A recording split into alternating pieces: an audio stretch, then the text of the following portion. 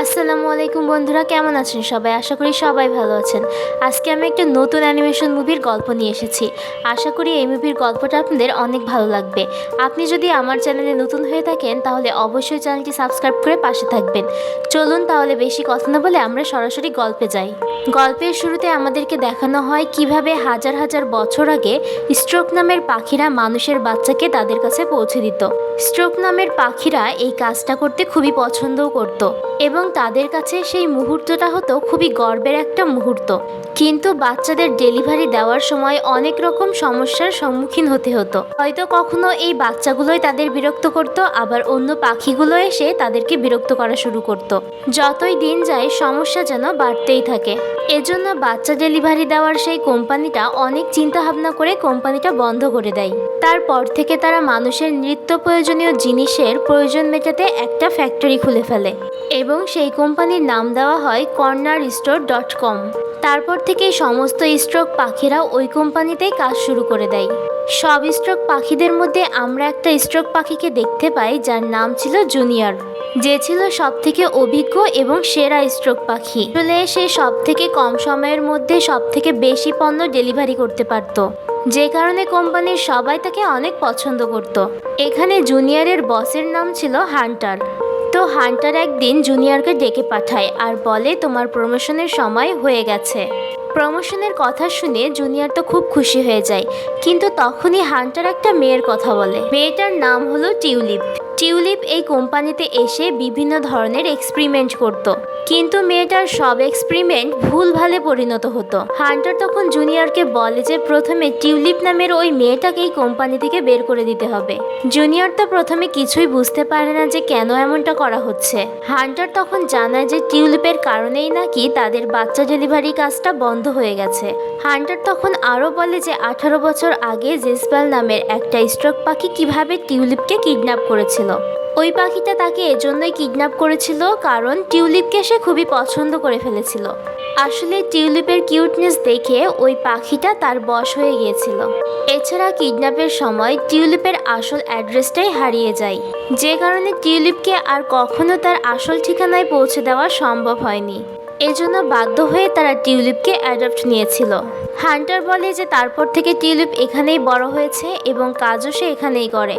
তবে টিউলিপের কারণেই তাদের কোম্পানির লাভের থেকে ক্ষতিই বেশি হয়। ফাইনালি জুনিয়র হান্টারের সমস্ত কথা বুঝতে পারে এবং টিউলিপের কাছে যায়, তাকে নিচে নামানোর জন্য চেষ্টা করে। টিউলিপ তখন একটা এক্সপেরিমেন্ট করছিল যার মাধ্যমে সে উঠতে পারবে, কিন্তু বরাবরের মতোই সেই এক্সপেরিমেন্টটাও ভুলভাল হয়, যার কারণে সেখানে বড় ধরনের একটা ব্লাস্ট হয় আর কোম্পানির ভেতরে আগুন লেগে যায়। হান্টার তখন জুনিয়রকে জানায় যে টিউলিপের জন্য কোম্পানিতে খুবই ক্ষতি হচ্ছে, এজন্য জুনিয়রকে যা করতে হবে খুবই তাড়াতাড়ি করতে হবে। জুনিয়র তখন টিউলিপের কাছে গিয়ে অনেক কথা বলার চেষ্টা করে, কিন্তু সে টিউলিপের সাথে কড়াভাবে কোনো কথাই বলতে পারে না, কারণ জুনিয়র ছিল খুবই সরল সোজা একজন স্ট্রোক পাখি। তাছাড়া তার নিজেরও কোনো পরিবার ছিল না। সেই সাথে সে আজই জানতে পারে যে টিউলিপের জন্মদিন। তো দেখা যায় যে জুনিয়র টিউলিপকে সঙ্গে নিয়ে বন্ধ হয়ে যাওয়া বেবি ফ্যাক্টরিতে যায়। জুনিয়র তখন টিউলিপকে বলে যে তোমার জন্য একটা নতুন কাজ এসেছে, আজ থেকে তুমি হলে এই মেইন রুমের সুপারভাইজার। এটা শুনে টিউলিপ তো খুবই খুশি হয়ে যায়, কারণ তাকে নতুন একটা কাজ দেওয়া হয়েছে। কিন্তু টিউলিপ খুব তাড়াতাড়ি বুঝে যায় যে এটা ছিল একটা ফাঁদ, যাতে তাকে কোম্পানি থেকে দূরে রাখা যায়। এখান থেকে সিন শিফট হয়ে একটা পরিবারের কাছে যায়, যেখানে নেট নামের একটা ছেলেকে আমরা খেলতে দেখি। এখানে ছেলেটা একা একাই খেলছিল। আমরা এখানে জানতে পারি যে তার বাবা মা এতটাই ব্যস্ত যে তাকে সময় দিতে পারে না। একদিন নেট গাড়িতে করে যাওয়ার সময় কিছু বাচ্চাকে খেলতে দেখে। নেট তখন তার বাবা মাকে বলে যে তারও একজন ভাই দরকার খেলার জন্য। নেটের এই কথা শুনে তার বাবা মা তখন হাসতে থাকে। এরপর তারা এই কথাটাকে এড়িয়ে যায়। বাড়িতে ফিরে নেট তার জিনিসপত্র খুঁজতে স্টোর রুমে চলে যায়। এরপর সেখানে সে স্ট্রোক নামের একটা পাখি বই খুঁজে পায়। নেট তখন জানতে পারে যে একসময় স্ট্রোক নামের একটা কোম্পানি ছিল যারা কিনা একটা চিঠি পেলেই বাচ্চা ডেলিভারির কাজ করত। এটা দেখে নেটের মধ্যে তখন একটা আইডিয়া চলে আসে। সে তার বাবা মায়ের নাম করে একটা চিঠি লেখে, যেখানে সে লিখেছিল তার একজন নিনজা টাইপের ভাই দরকার। এরপর সে চিঠিটা পোস্ট করে দেয় এবং কিছুক্ষণের মধ্যেই সেই চিঠিটা মাউন্টেনে পৌঁছে যায়।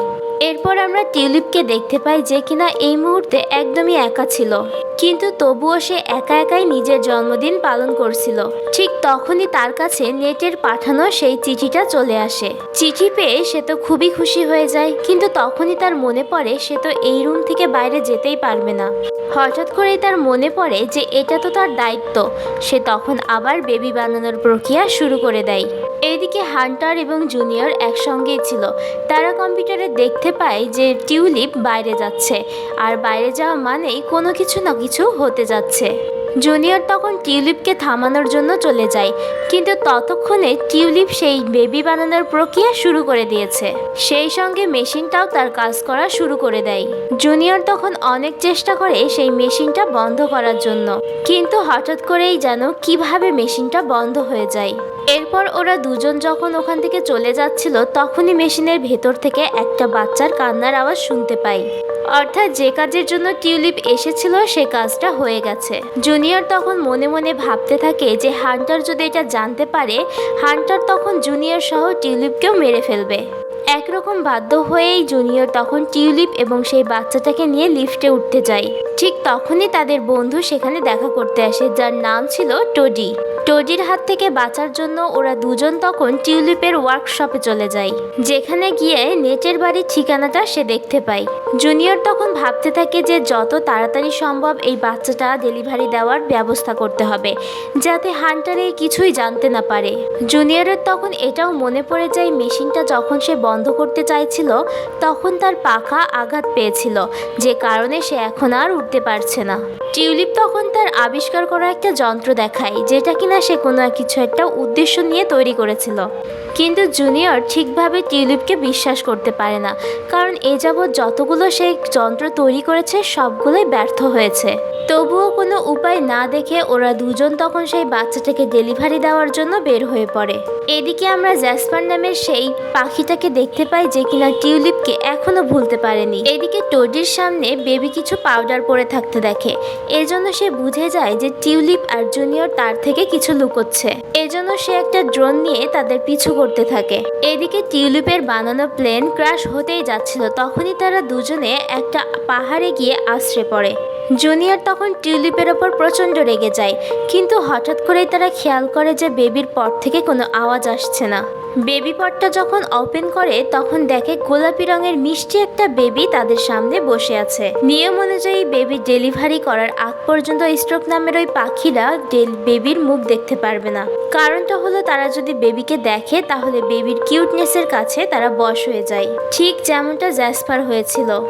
দুজনেই বেবিটাকে দেখে খুবই পছন্দ করে ফেলে। জুনিয়র তখন টিউলিপকে বলে যে তুমি এখানেই থাকো, আমি বাচ্চাটাকে ডেলিভারি করে ফিরে আসব। এটা বলে জুনিয়র তখন রওনা দেয়, কিন্তু সামনের দিকে এগোতেই অনেকগুলো নেকড়ে তাকে ঘিরে ধরে। নেকড়েগুলো তখন জুনিয়র সহ টিউলিপ এবং ওই বাচ্চাটাকেও ধরে ফেলে এবং বাচ্চাটাকে খেয়ে ফেলারও সিদ্ধান্ত নেয়। কিন্তু এত মিষ্টি একটা বাচ্চা দেখে সকল নেকড়েদের মন তখন গলে যায়। সব নেকড়েগুলো মিলে সিদ্ধান্ত নেয় যে এই বাচ্চাটাকে এখন থেকে তারা নিজেদের কাছেই রেখে দেবে। অন্যদিকে টিউলিপ আর জুনিয়র নিজেদের মধ্যেই ঝগড়া করছিল। নেকড়েগুলো তখন খেয়াল করে যে ওদের দুজনের ঝগড়া দেখে বাচ্চাটা খুবই হাসাহাসি করছে। এই জন্য নেকড়েদের লিডার তাদেরকে নিচে নামানোর জন্য আদেশ দেয়। সুযোগ বুঝে টিউলিপ তখন একটা কাঠের টুকরো দিয়ে নেকড়েদের লিডারের মাথায় মারে এবং এই সুযোগেই তারা তিনজনে সেখান থেকে পালিয়ে যায়। অবাক করার বিষয় হলো এই নেকড়েগুলো ছিল খুবই ট্যালেন্ট। তারা কখনো নৌকাতে পরিণত হয়, আবার কখনো পানিতে নেমে সাবমেরিন হয়ে যায়। অনেকটা পথ দৌড়ে আসার পর টিউলিপ এবং জুনিয়র সেই বেবি পটটাকে নিয়ে তাদের প্লেনের কাছে পৌঁছে যায়। এরপর তারা প্লেনটাকে পানির মধ্যে রাফট বানিয়ে চালাতে শুরু করে। এটা দেখে নেকড়ের দল তখন প্লেন হওয়ার চেষ্টা করে, কিন্তু সমস্ত নেকড়েরা তখন পানিতে পড়ে যায়। এরপর সিন শিফট হয় নেটের বাড়িতে, যেখানে কিনা নেট স্ট্রোক পাখিদের আসার অপেক্ষা করছিল। এমনকি সে তার নতুন ভাই বা বোনের জন্য বাড়ির ছাদে অনেক কিছু বানিয়েও রেখেছে। নেট তখন জেদ করতে থাকে তার বাবার কাজে সাহায্য করার জন্য। নেটের বাবা তখন বুঝতে পারে যে আসলে সত্যি সত্যিই সে তার সন্তানকে সময় দিতে পারেনি। তাছাড়া তারা এটা জানতো যে অনেক আগেই বেবি ডেলিভারির কোম্পানিটা বন্ধ করা হয়েছে।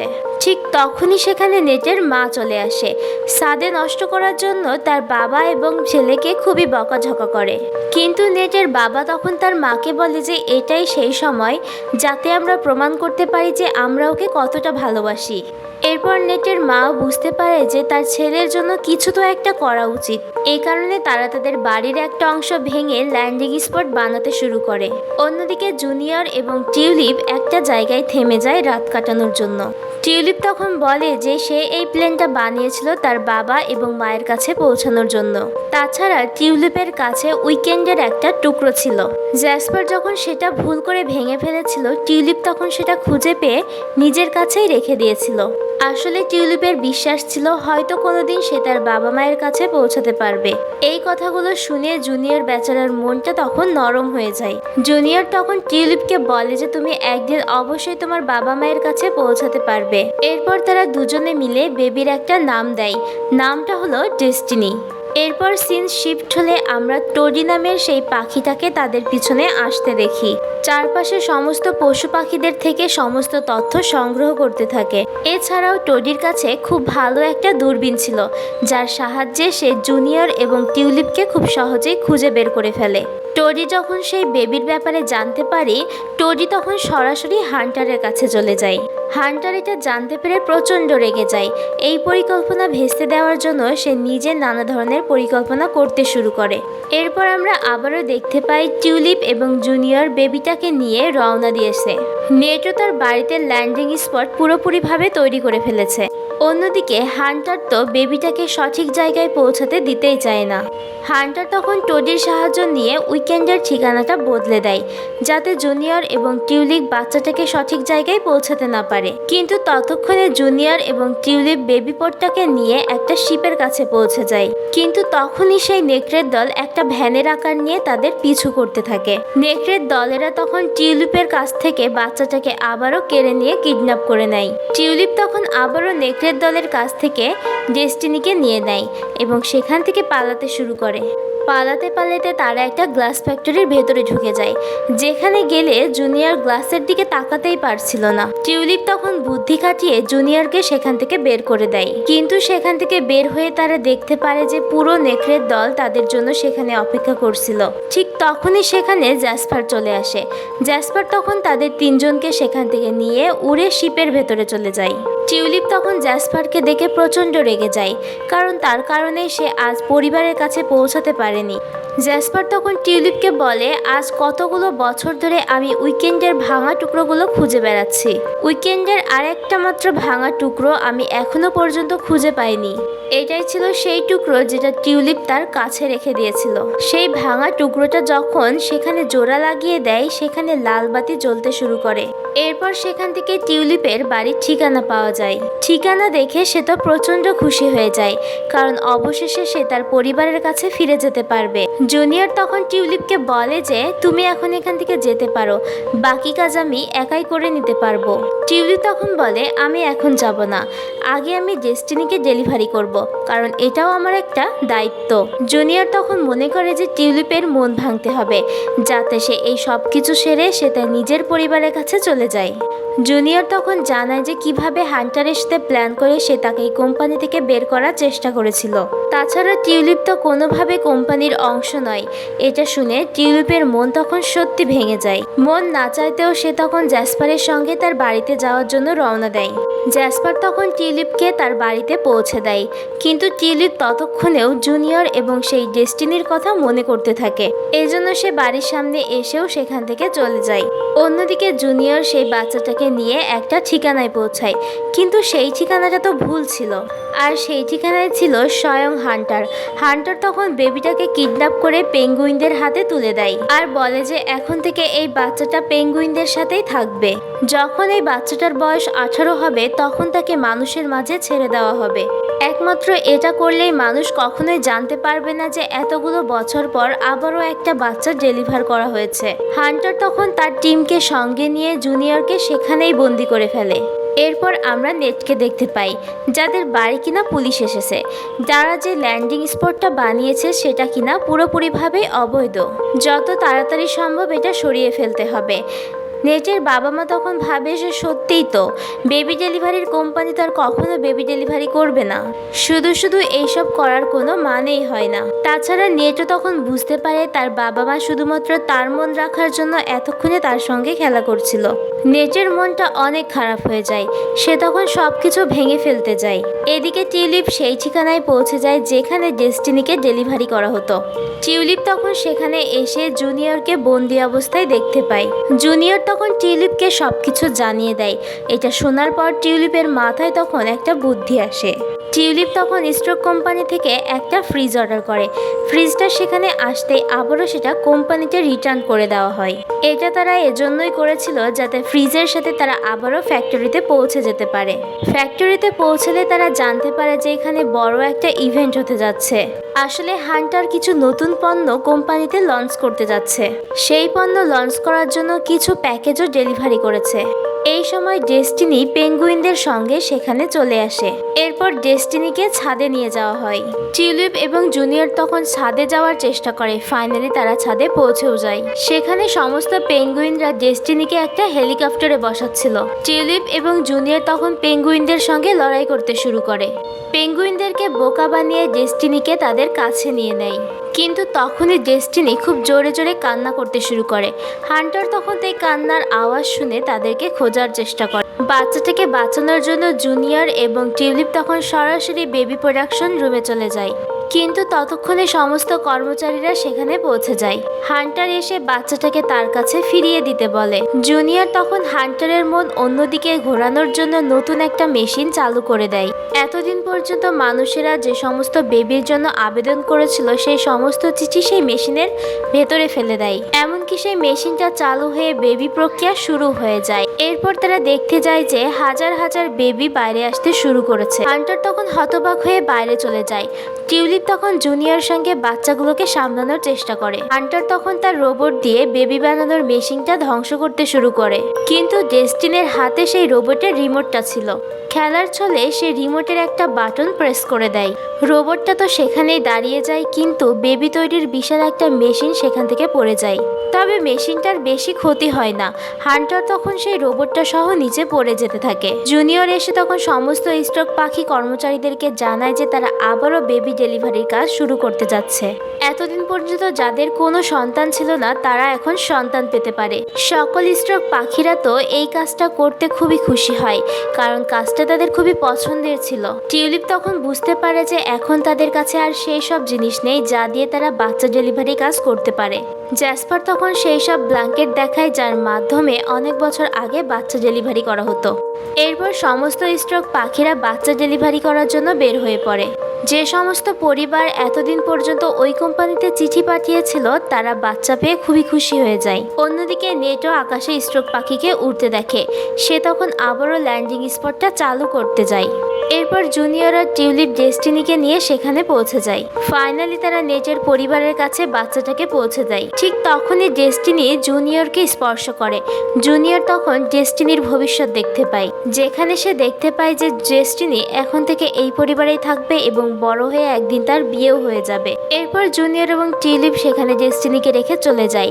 নেট তখন জোরে চিৎকার করে বলে সে একটা নিনজা ভাই চেয়েছিল, বোন নয়। নেট যখন আদর করে ডেস্টিনিকে খাওয়াতে যায় ডেস্টিনি তখন সেটা এমন জোরে ছুঁড়ে মারে যেটা দেখে নেট বুঝতে পারে সে আগে থেকেই নিনজা টেকনিক জানা ছিল, ঠিক যেমনটা সে চিঠিতে লিখেছিল। এটা দেখে নেট তো প্রচণ্ড খুশি হয়ে যায়। এর পরের দৃশ্যে আমরা দেখতে পাই যে সমস্ত স্ট্রোক পাখিরা মিলে টিউলিপকে তার আসল ঠিকানায় পৌঁছে দিতে যায়। টিউলিপ ভাবছিল এতগুলো বছর পর তার পরিবার তাকে অ্যাকসেপ্ট করবে তো। টিউলিপ যখন তার বাড়ির দরজা খোলে তার পরিবারের সবাই তখন অনেক আনন্দিত হয়ে তাকে জড়িয়ে ধরে। আর এই দৃশ্য দেখে সবথেকে বেশি খুশি হয় জ্যাসপার। গল্পের শেষে আমরা দেখতে পাই যে জুনিয়র এবং টিউলিপ মিলে বেবি ফ্যাক্টরি তৈরি করেছে, এমনকি তারা এখন থেকে ডেলিভারির কাজ শুরু করে দিয়েছে। এই সুন্দর দৃশ্যের সাথে এই গল্পটা এখানেই শেষ হয়ে যায়। আজকের মতো গল্পটা এখানেই শেষ হচ্ছে। আগামী দিন আবারও একটা নতুন গল্প নিয়ে আসবো। গল্পটা যদি ভালো লেগে থাকে তাহলে অবশ্যই চ্যানেলটি সাবস্ক্রাইব করবেন। আল্লাহ হাফেজ।